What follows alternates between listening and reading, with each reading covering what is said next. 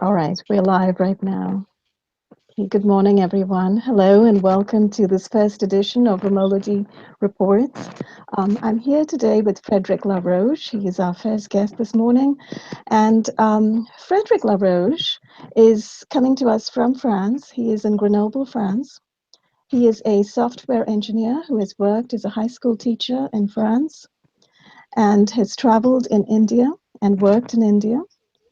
He's also worked as an activist for the protection of civilians from the use of directed energy weapons and neuroweapons on the populace, an issue that is actually global currently and is of great concern to people around the world.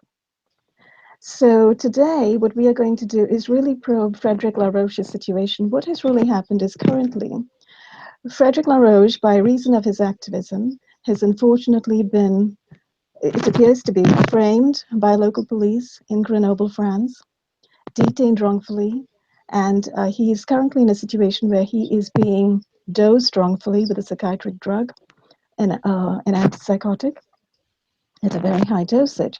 So we're going to try to probe that situation. What exactly has happened currently? How he came to be detained in a local jail, and how that led to a more dramatic situation where he was then sent to a psychiatric institution, and where a psychiatrist on board came along and started to put him on various drugs. So he has a few horror stories about psychiatric malpractice here to detail, and this is what we're here to probe. How is it that this state mechanism can possibly exist in this day and age in France? And of course, as we all know, it exists in the USA as well. It exists in other parts of Europe as well, where psychiatrists are working with local law enforcement to suppress and repress activism by the use of drugs. So this situation is absolutely horrifying and something that needs to be probed in detail. So I urge you all to take a listen to Frederick's story. So we're going to start. Before we start, Frederick, I guess you always have the option to do this witness affirmation, which is, I think, from the British courts, but it's sort of a neutral affirmation, just to state that what you are going to talk about is nothing but the truth. So if you want to go ahead and do that, feel free. Yes, sure. So I do solemnly and sincerely and truly declare and affirm that the evidence I shall give shall be the truth, the whole truth, and nothing but the truth. Thank you so much, Frederick. I guess with that affirmation, every bit of your testimony here can indeed be used in a court of law anywhere. So Yeah. with that behind us, let's get started. So very recently, you had this situation develop, correct, where you were arrested. So can you just tell us a little bit about the events leading up to that arrest? Yeah, actually, in the months of April and May in France, it was a period very particular. It was election day for the new president of France.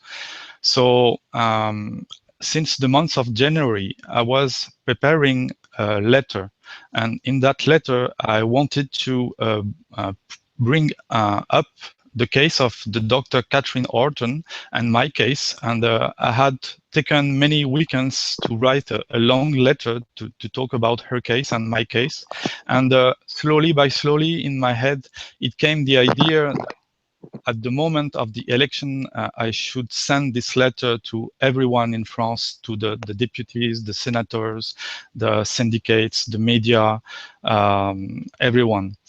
And that's what I did. Can I stop you for 1 second? Was this the Global Tsunami email campaign that Dr. Horton was running? No, actually, it was something on my own, but I was preparing this for many months before what she did.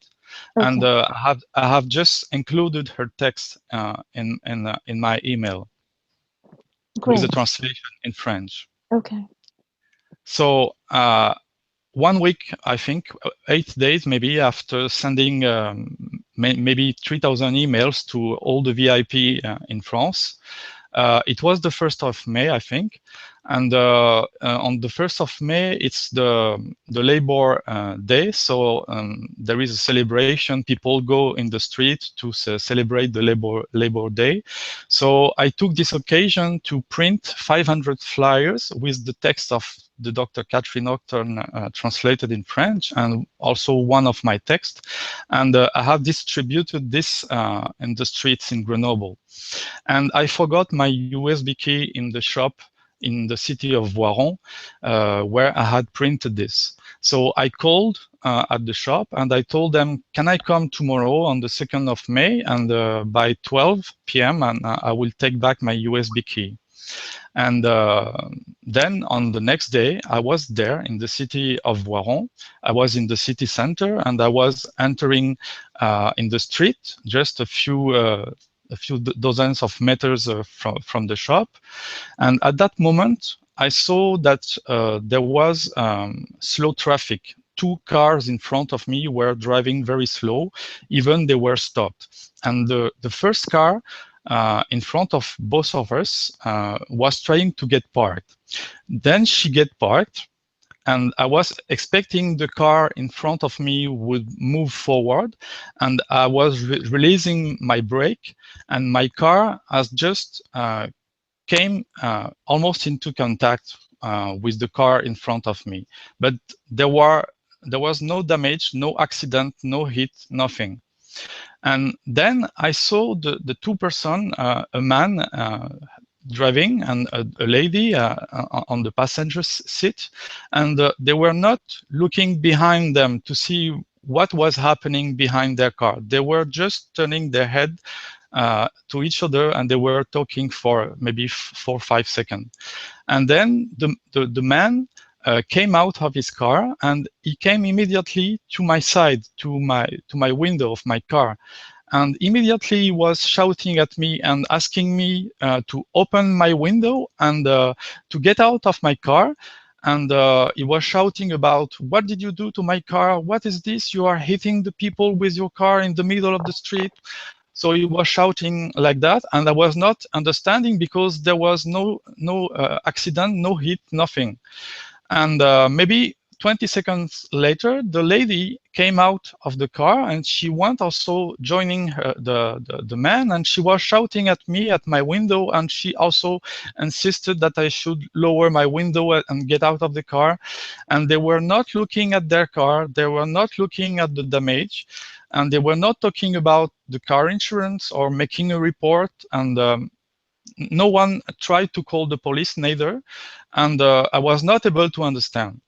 So I have just stepped back my car, I have moved my car a little back, and I show them that there is nothing, sir, there is nothing on your car, you can see by yourself, please let me move from here.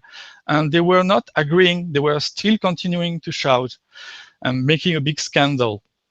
So I decided to move away and to pass their car from the left. And then they moved in front of my car, and with their bodies, the 2 persons, they were blocking my car, standing in front of my car in the middle of my way. So I decided to continue moving my car a little, and then the man was standing on the left side of my car, and he was also hitting my window, passing. And the lady stepped back, a few steps back, and then she has jumped on my car, and she was standing on the front window of my car. She was standing like that on the car.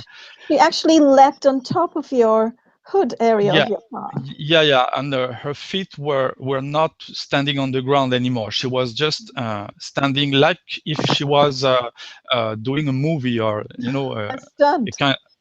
A stunt. Yeah. And she was not scared, and she was not shouting, and she was not asking me to stop or begging for, please, can you stop? She silently, and she was just looking at me and also at the back of her shoulder to see where she's going to to land because I was still moving forward. And after turning my wheel on the left, because the road was going on the left, then she slapped one of her hand and she could not stand anymore on the car. So she has rolled on my car and fell on the floor. And at that moment, I decided that I should leave from here because nothing serious has happened. I did not have an accident. I did not try to escape from a real accident, and I did not injure this lady because she has jumped on my car and then she has felt by herself. So I was not thinking I did something wrong. So I just went back to my home. You went back home, and then what happened next was the next day something happened, right? Yeah, on the same day, on the very same day, nothing has happened. Okay. Yeah, nothing has happened. It's only the next day. And the next day, the police station of Voiron has called me a few times on my mobile, and I was not having my mobile switch on. So it was only in the evening I received the message. And the last message was asking me, please, can you come tomorrow morning at the police station? We want to ask you a few questions about a possible car accident that has occurred yesterday in the city center of Voiron. So I decided, okay, that's fine. Tomorrow morning I will go myself. And in the next day, so it was 3 days after the fake accident, I was preparing myself to go. And when I opened my door, I saw the police was in front of my house, and they were ringing. And they were here, and there were a military police big car, and there were two military police officers. And there was also the police car, and the police car, there were, I think, four persons inside. And so I opened the door, I let them see everything inside my home, inside the garage, and they wanted to see the front of my car, so I showed them the front of my car, and they saw that there was no damage, and they were surprised, and I was a little surprised. They were surprised. So this is a very important... Can I just pause there for one moment? So the police came and looked at your car, and they noticed that there was no damage to your car. Yeah.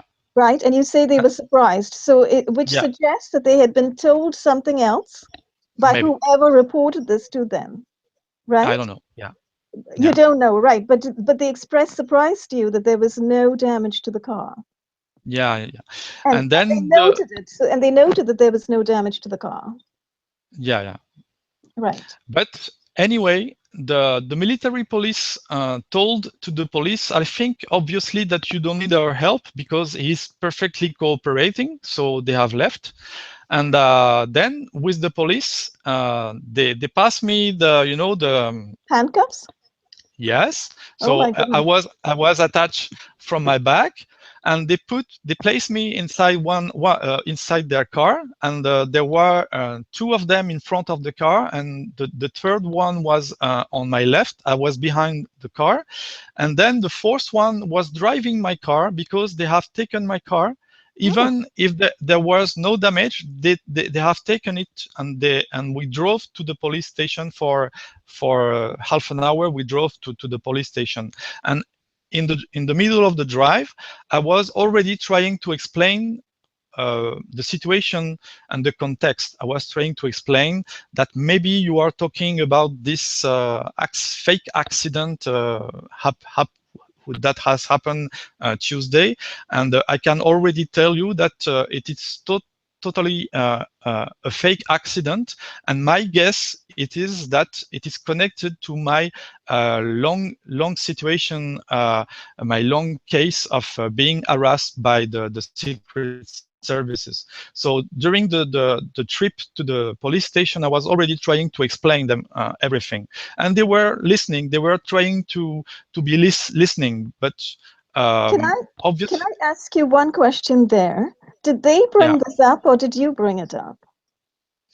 The topic, it's me who brought the topic immediately, because I wanted to make clear that I was going to cooperate, and I was going to tell all the truth and nothing but the truth. Wonderful. But I'm just curious as to when they came, knocked on your door, and they walked into your house and did a search of your house, and then walked down to look at your garage and your car, did they give you any reason, and did they in any way equate it with that event that had just occurred a couple of days ago? I don't remember. I think they were talking about they wanted to listen what I have to say about a possible car accident. Okay, okay. So they didn't actually give you any reason. They just said, we need to look at your car. We need to ask you a few questions. Yeah. Okay. And then we were arriving at the police station, and they told me that if I want, I can have the assistance of a lawyer and maybe a visit of a doctor, because I have told them, because I have sent them a mail just the day before going to the police station. The police officer has given me his email on a voice message, so I have sent him exactly the same mail I had sent a week before to the 3000 VIP in France. So he was having all the details about my case and the case of Catherine Horton and all the documents included in that mail. So he was having everything. And later in the police station, I asked him, did you receive my mail? He said, no, I didn't receive it. And it's only a few hours later that he found the mail. It was coming a little late, but it was there. And I asked him, why don't you print this mail and add it to my case? And he said, no, because I think it's a different problem, and we don't want to mix the two different problems. So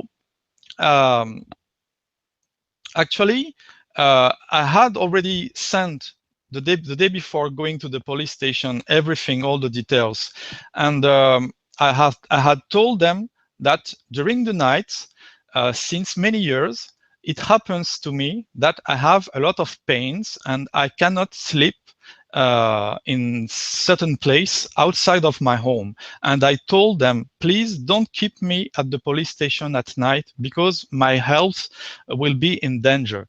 So they told me at the police station, if you want, you can have the visit of a doctor, and then we will see how you can stay there with everything that you need, so that you can be safe at the police station if we need to keep you at the police station. So I received the visit of a doctor. And then it took many hours to receive the visit, because he was coming from the main city, and it was in Grenoble and I was in Voiron. So the doctor was asking me, you say that you have some kind of pain during the night, and it's making you problem to sleep outside of your home, and you are telling to the police officer that you just had an accident, and it's the reason why you are at the police station, and you have explained to the police officer that it was maybe a kind of trap from the secret services. And I say, yes, this is true. This is all what I said.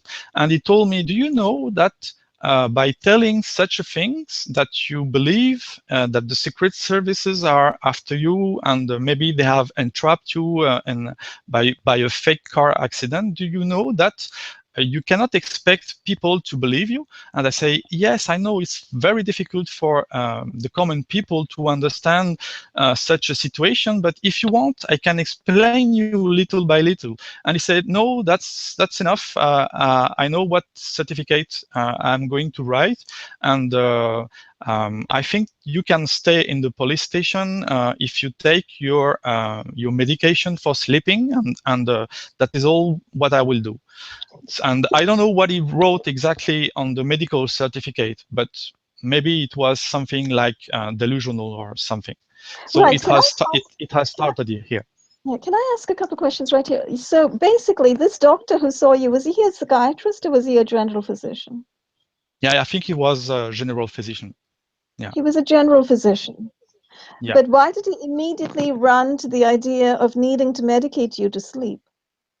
No, no, no. It's not a medication he gave me. It's a medication I have since many years because it's helping me to go to sleep without feeling too much the pains that I have during the night. Oh, So when I met the doctor, I told him the usual medication I take for the night. So he have given me a prescription to have the medication continue that. in case I was staying I at the see. police station. Okay, okay. So what happened next after that? So next I saw the lawyer, and it was also a few hours of delay because she was coming from the Grenoble also. And she was not very helpful because she was telling me, you know, the procedure, you are going to be asked many questions by the police officer, and I cannot say anything while you are being questioning. So I will talk to you before, and I will talk to you after, but not in the middle of that. So I have explained her the situation, and she just made a little remark. She told me, maybe you should have stopped your car after the lady fell on the ground, and you should have be sure that she has not been injured. And I said, yes, that's true. But, you know, I was a little scared and I was not knowing what to do. And I didn't want the man standing behind to join me and to try to hit me or something. So I didn't want to get out of my car because it seemed that it was the purpose of all this trap. It was to get me out of the car and to make me blocked in the middle of this street, and maybe to start a fight or something. So that's the only thing the lawyer said. And in the middle of the inquiry with the police officer, she could have said at least something, because when the police officer he has shown me a piece of paper from the distance, and he pretended that it was a medical certificate with all the injuries of the lady. And Oh, I told him, I want to have a counter expertise of this document. I want a new medical certificate. And the police officer refused that. He said, no, I will not give you satisfaction on that. And the lawyer said nothing. And so she was not very helpful. So after seeing the lawyer, then I met the police officer, and he was asking many questions, and I was explaining exactly what has happened, what I told you. And I was also giving my explanation with the context of everything, the background, what has happened a week before, and the mail I have sent, and what has happened a few months before when I was going sometimes distributing flyers in the street protests in Grenoble many months before, and also my situation since 19 years that I am being harassed and under surveillance and being tortured by electromagnetic weapons. So when I told him all the background details, and that my guess was that I was being done a trap by the secret services. So he was not very happy with my explanation, but still he was writing down all my words. And at the end, he was making a very strange conclusion, because from the beginning he was not believing in this harassment and surveillance and even electromagnetic torture. He was not believing anything of that. But at the end, he was telling me, I think you are a dangerous person because you cannot distinguish between a real stalker and an innocent person. So maybe you have hit a lady because you were thinking she's a stalker and she's a professional, she knows how to handle that. But maybe no, maybe it was an innocent person, and then you are dangerous because you cannot distinguish between the two. And I was very astonished to hear such a conclusion from a man who from the beginning said, I don't believe in stalkers, I don't believe in harassment, in all what you say.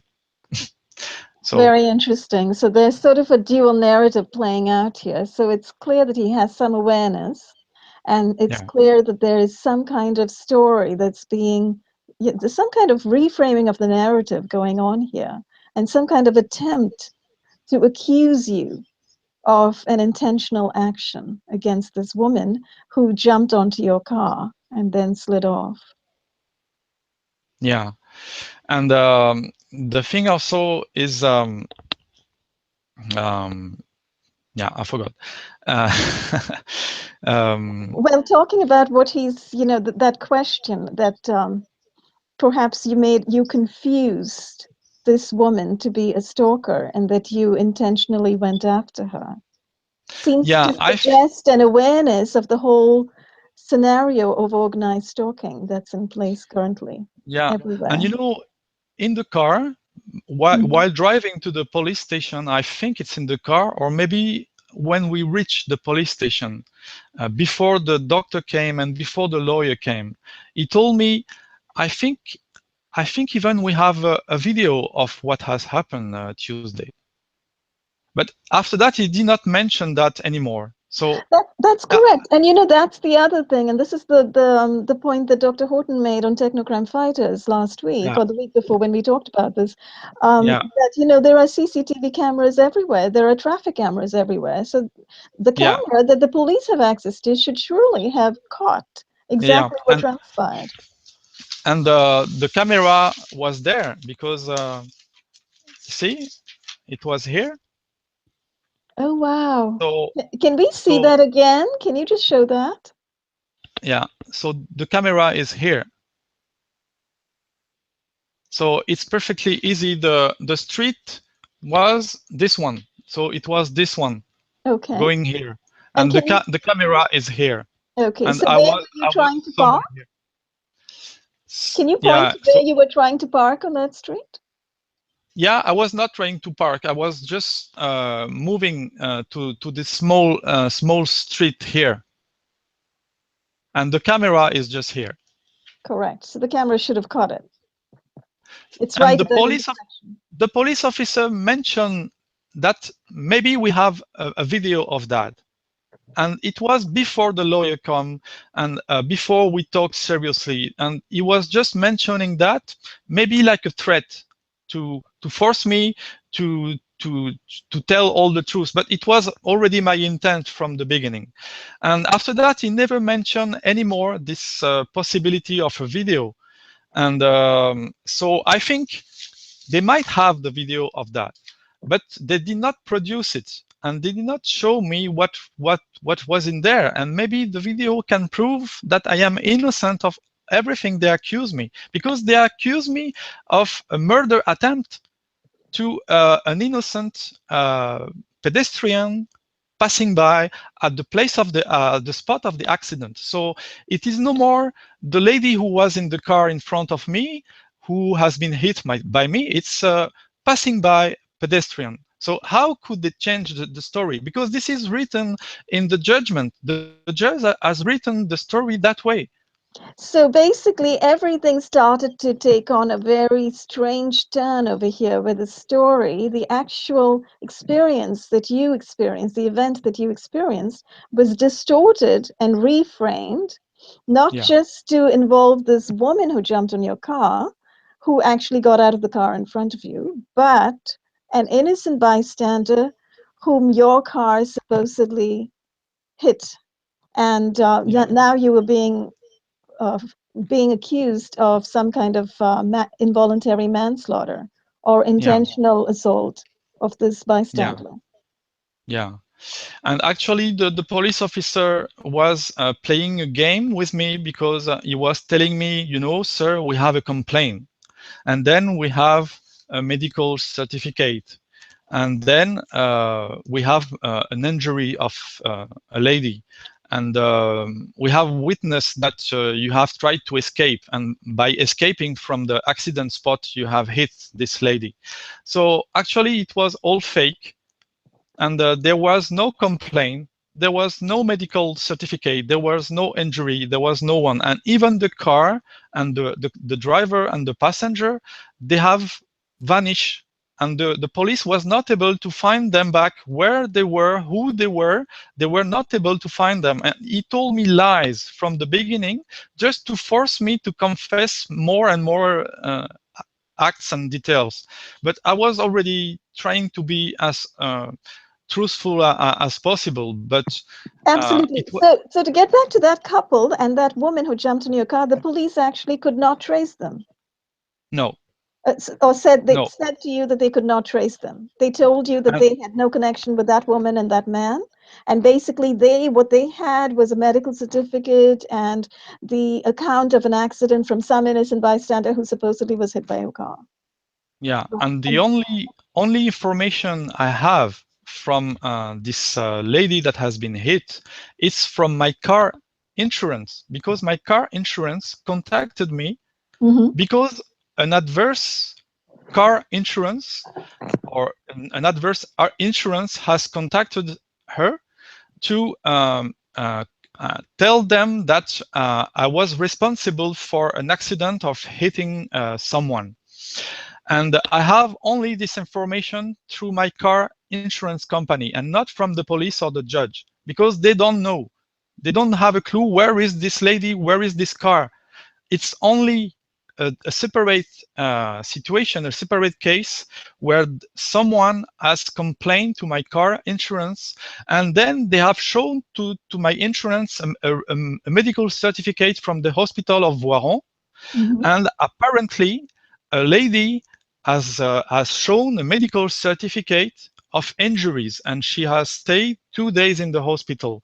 That's what they shown to my car insurance. But these documents, maybe they have not been shown to the police. The police was not able to find out what was happening there. And there is an inquiry still going on me. So I am still being inquired by the police and the prosecutor and the judge. They are still inquiring, but I don't know if it is related to this injury, to this fake accident, or if it is related to all the things I have done many months before and a couple of years before during my activism in Grenoble. And very good question. Very good point. And did the insurance company, have you asked them to send you on that documentation that they say that they've received from this woman? Because this is sort of a serious accusation. Surely you have a right to look at those documents.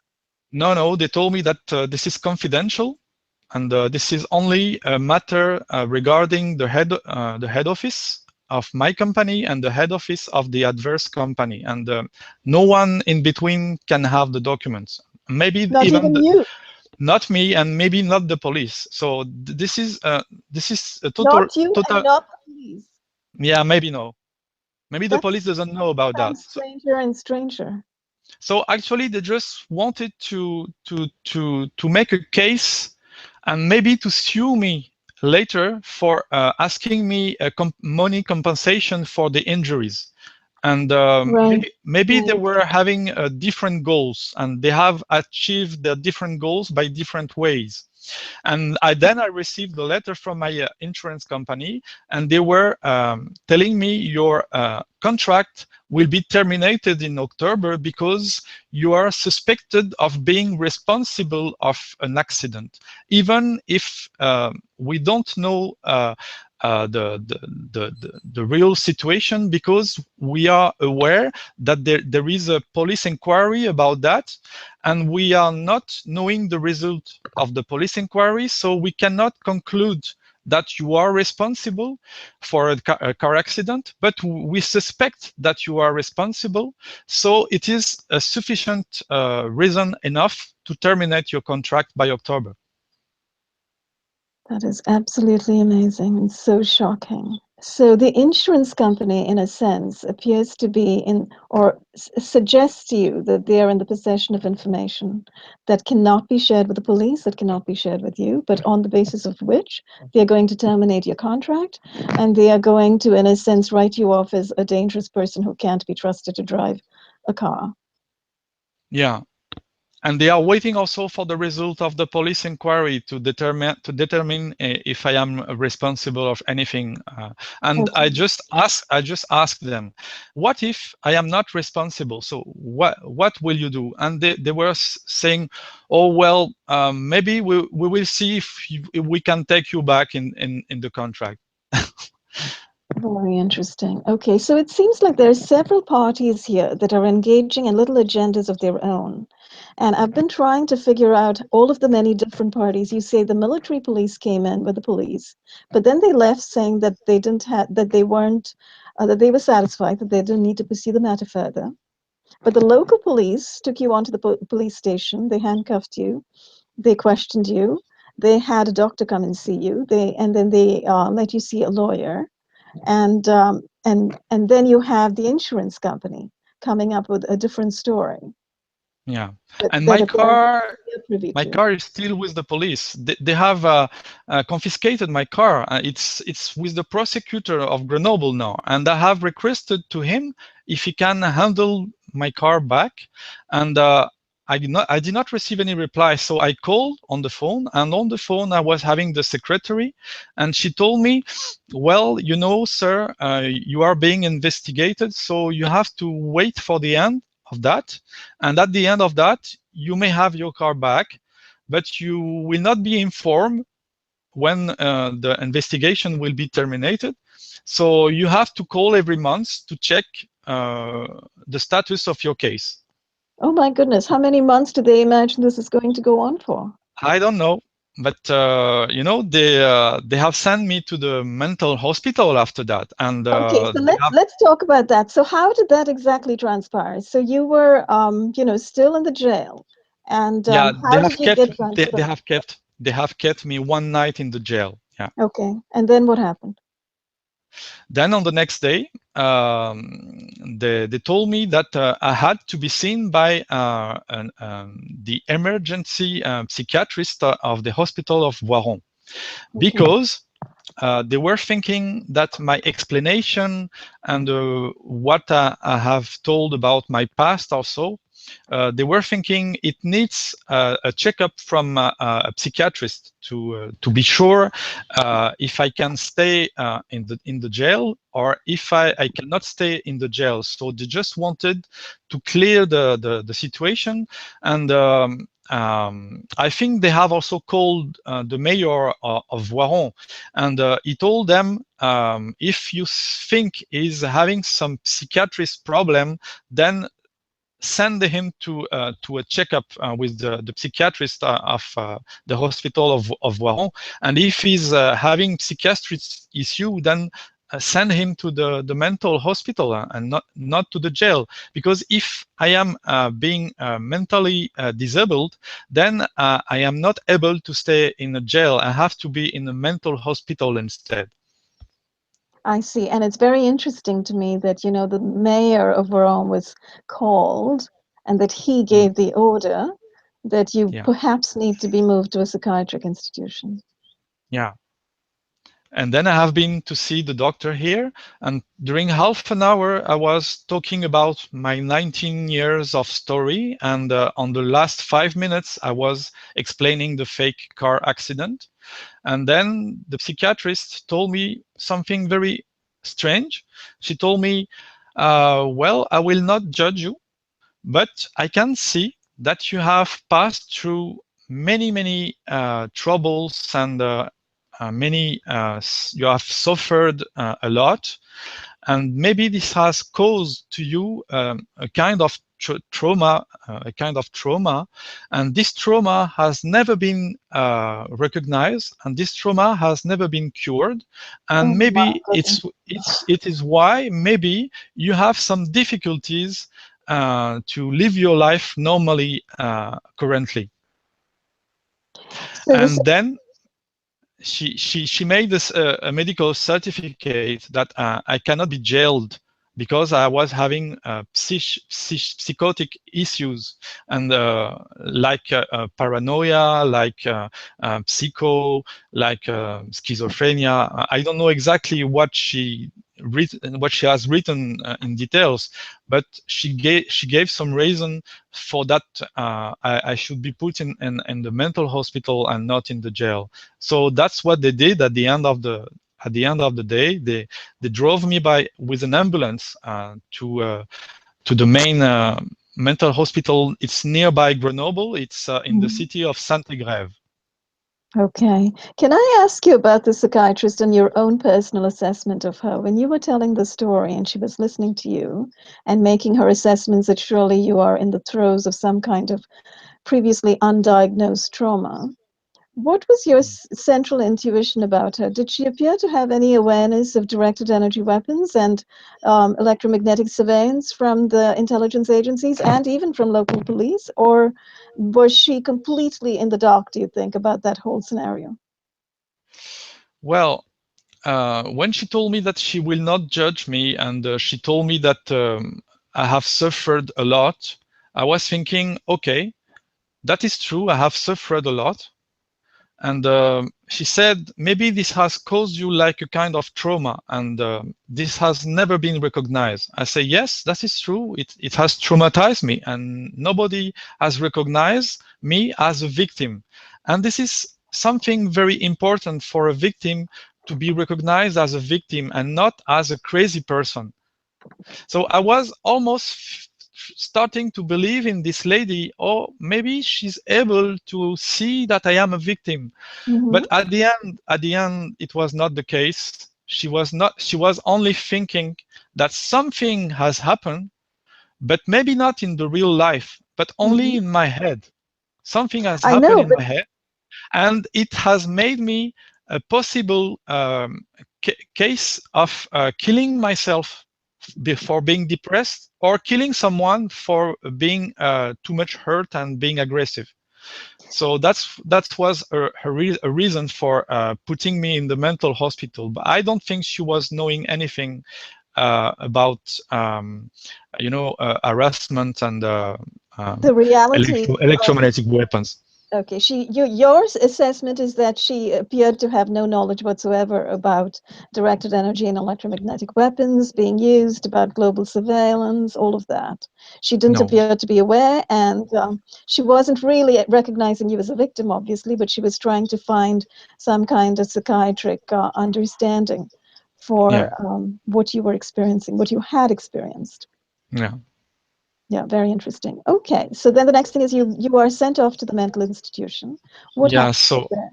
So I arrive in what they call this the Apex. So the Apex is a unit in the hospital that is a temporary unit. So you cannot stay there more than a week. So it's for the people who are first arriving at the hospital, and then they will be dispatched in different places. So for less than a week, maybe 5 days, I was there. And it was a new building. It was very modern building. I was having a big room with my own bathroom, etc. So it was very nice inside.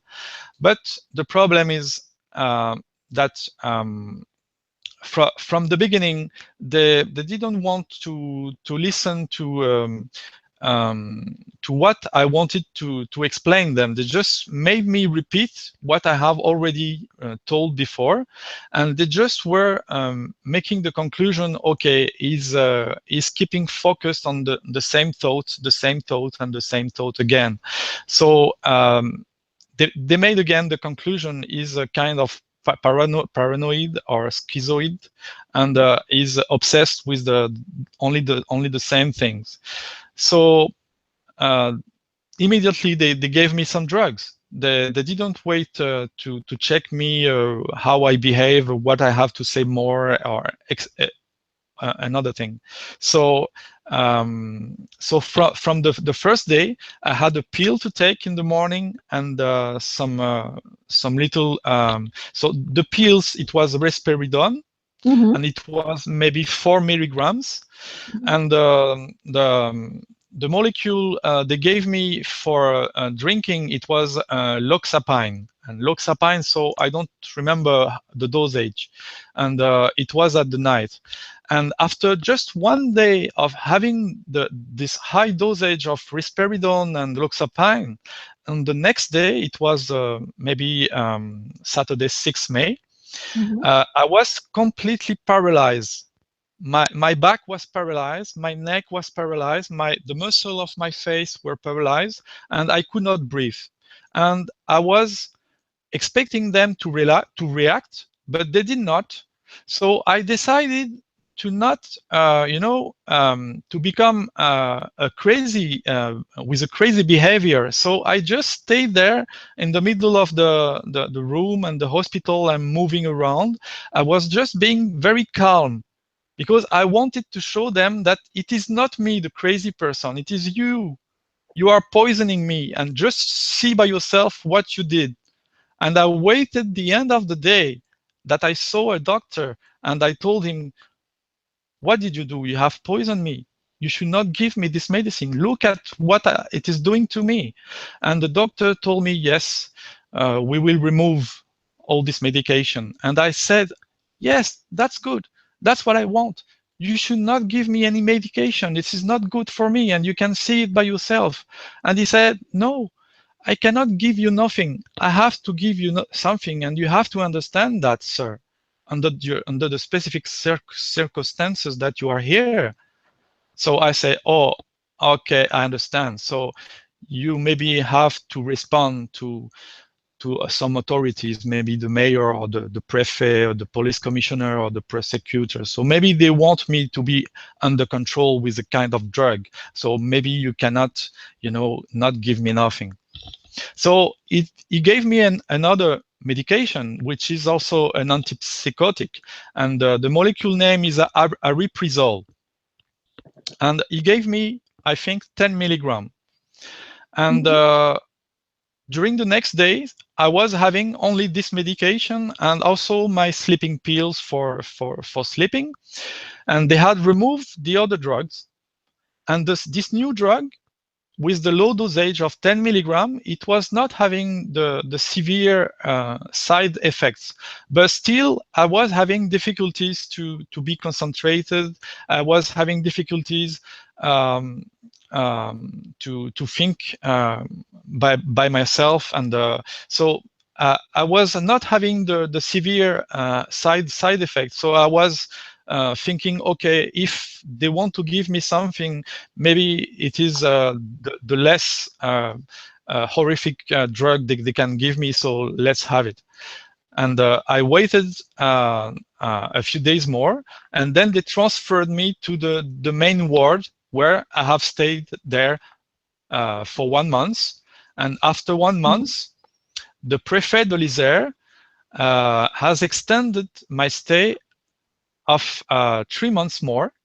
So I was supposed to not be released from this hospital before the 5th of September.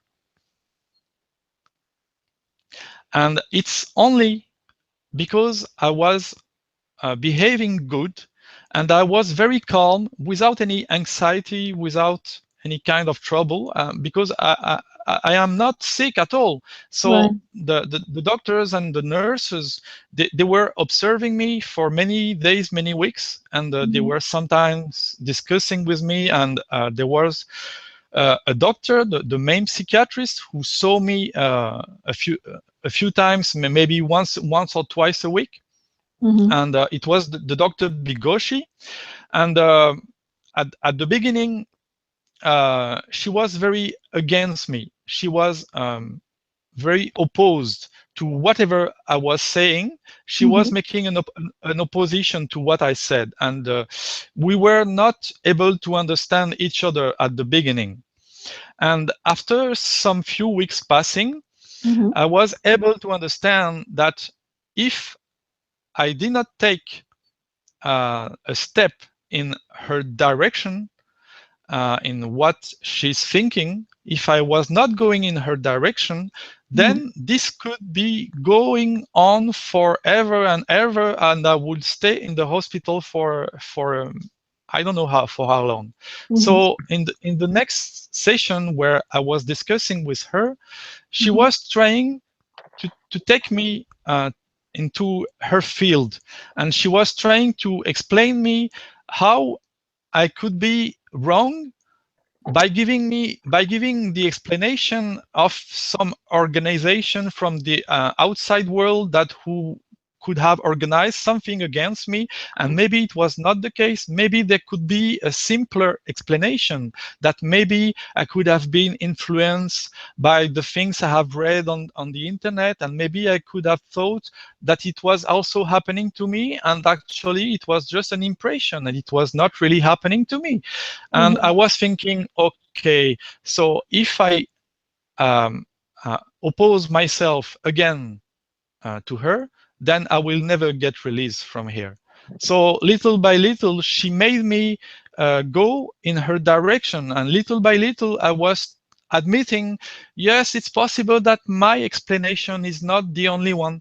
Maybe there is possibly other explanation, and maybe your explanation is possibly the one.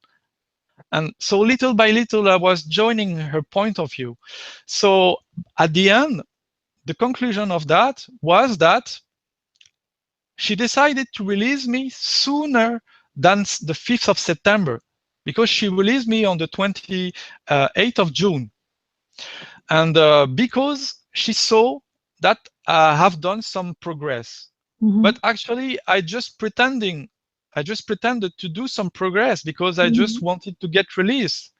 And she told me also one more thing important. If I want to get released, I have to accept monthly injection of a certain drug to keep me my emotion stabilized, so that I should not start again to become delusional in public place or anything.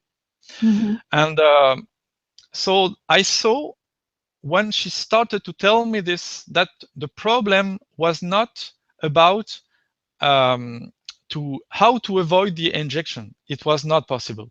The problem was how to get the less horrific injection as possible. So I tried to make them understand that certain drugs, I was already knowing them, because during my past years, I already visited some psychiatrists, and they already diagnosed me as a psychotic, and they already have given me some different kind of drugs. And I had the side effect with all of the drugs. I had the side effect. So I just told her, yes, I know this drug. It is not working on me. So she told me three different drugs. So risperidone, oleanzapine, and quetiapine. And I told her, no, these three drugs, they are having severe side effect on me. You cannot give me this. So finally, she came back to the aripiprazole, which was new for me. I was not knowing this molecule. And I told her, this one, at very low dosage, I can handle this. So she said, okay, you don't want the first three drugs, so I will give you the last one, but I will increase the dosage, because I don't want you to be able to not have any effect of the medicine, because I want this medicine to have at least the effect of curing you. So I said, okay, do your job, you can increase. And she has increased to 20. And then she has increased to 30. And at that moment, the same side effect came back. And then she decided to decrease to 20 back. But the side effects were still here. So I have begged her, please, please don't keep me under the 20 milligram dosage. Please go back to the 10 milligram. And she was annoyed that I was only interested to change the treatment. And she was thinking, this guy is obsessed by the treatment we give him, like if he was not crazy. But obviously he is crazy. He should be thankful to us to give him a treatment for his craziness. And she decided finally to decrease to 10 milligram. And that's what I get from the injection. I get 300 milligram every 28 days. And it's giving me almost 11 milligram per day. So at this dosage, I have difficulties of concentration. I have difficulties to listen to my music and to enjoy my movies. And I am feeling drowsy and sleepy, but that's the only way to have a half freedom, because it's a freedom under the psychiatric surveillance and under the police surveillance. So that's not easy. Frederick, you have explained this so well, and you've described it so well. It's so expressive, the whole narrative of how you have been dosed with this drug and the actual effects on you. It's absolutely astonishing to me that, in a sense, what really happened was you became a prisoner of the psychiatrist. You were a prisoner of the psychiatrist. The psychiatrist sort of held the keys to your freedom. And in order for you to even obtain, as you say, a kind of semi-freedom, you felt you had to walk halfway toward her explanations and her understandings, which are so wrong in the face of ongoing neuroweapon and directed energy weapon use on you. And that's something we are going to probe much further in all of our conversations. So I kind of want to emphasize that what really has happened now is you are still not fully free. Based on what the police have told her, based on what the mayor and the prefet, and you told me earlier the prefet in France is like the police commissioner, is that right? Yeah, he's in charge of all the police of the department, and department in France, it's like a state in the US. Mm-hmm. Okay, so sort of the chief of police in that area. Yeah. In American terms, I'm just trying to find an analogy. Yeah. So yeah, so the prefet, the local police, the mayor have all colluded in a sense to have the psychiatrist be the arbiter of your fate, and the psychiatrist, both the doctor at that hospital who said to you, we can't give you nothing, even though you had just experienced the most massive toxic reaction to the kind of drugs that they pumped into your body at that time, which they could see and which they ignored for an entire day before they acceded to your request to change the dosage or change the drug. All of these people could see what was going on, and yet they clung to their guns and they said, no, we have to give you something. We have to give you a dosage. And this person, the psychiatrist, who was kind of playing around with dosages, 10 milligrams, 20 milligrams, 30 milligrams, and then coming back to 20, and then 10 of this drug, Abilify, I think is what it's called, right? Aripiprazole. Yeah, so she's giving you an injection now every month, 300 milligrams of this incredible antipsychotic, which has the deadly effect of blanking you out, destroying concentration and focus, destroying all normal functioning of your cognitive processes and your ability to exist as a free and joyful individual in the world. You are now under this regime where for 6 months, right up till September, you are going to have to go in to get a forced injection. So this sounds absolutely medieval.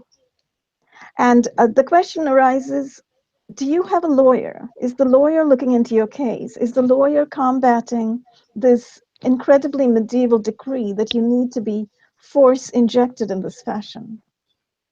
No, I have tried to contact maybe 2 or 3 lawyers, and they didn't want to take my case. So I don't have a lawyer. I see. They didn't want to take your case, perhaps because there is a connection with secret services, with secret surveillance, covert surveillance, and electronic surveillance?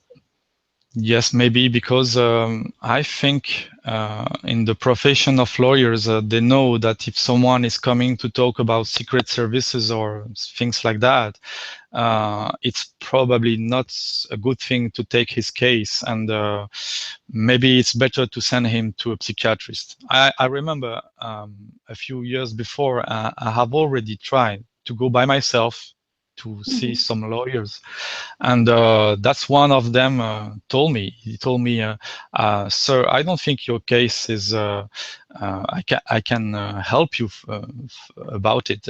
You will find better help from a psychiatrist." Mm-hmm.